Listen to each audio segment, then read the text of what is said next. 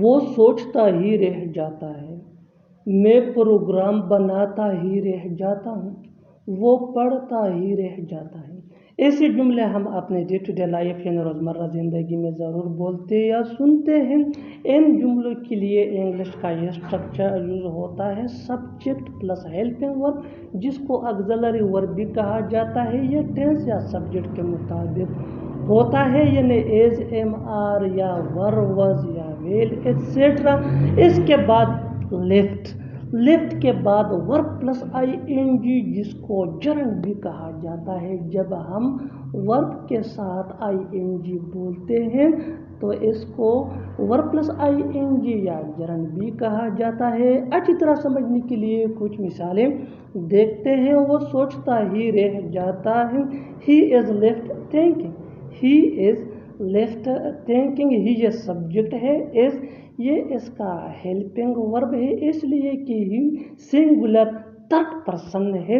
Thinking یہ verb plus I N G ہے۔ Next example for better understanding, میں program بناتا ہی رہ جاتا ہوں، I am left planning, I am left planning. I یہ سبجیکٹ ہے، ایم یہ اس کا ہیلپنگ ورب ہے، اس لیے کہ آئی یہ سنگولر فرسٹ پرسن ہے، ہی یہ سنگولر تھرڈ پرسن ہے اور آئی یہ سنگولر فرسٹ پرسن ہے۔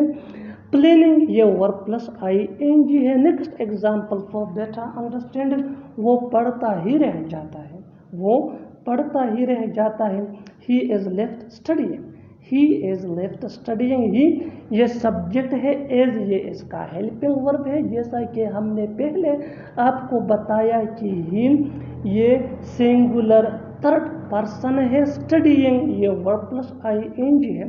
بالکل ہم اسٹرکچر کو اسٹیپ بائی اسٹیپ فالو کر رہے ہیں، آپ بھی اسٹرکچر کی مدد سے سیکھ سکتے ہیں، بنا سکتے ہیں۔ اس سے بہت سے جملے انگریزی زبان میں آسانی سے that can be really helpful, which can take you from basic to advanced level. Keep this point in your mind that جتنا زیادہ پریکٹس کرو گے اتنا ہی جلدی انگلش سیکھ جاؤ گے، which is very important for your career۔ وہ سوتا ہی رہ جاتا ہے، وہ سوتا ہی رہ جاتا ہے، he is left sleeping، he is left sleeping۔ اور آخر میں یہ سینٹنس آپ کے لیے کامنٹ سیکشن میں اس کا جواب ضرور دینا۔ وہ کھاتا ہی رہ جاتا ہے، وہ کھاتا ہی رہ جاتا ہے۔ Subscribe to English pairs for more advance English sentence structure.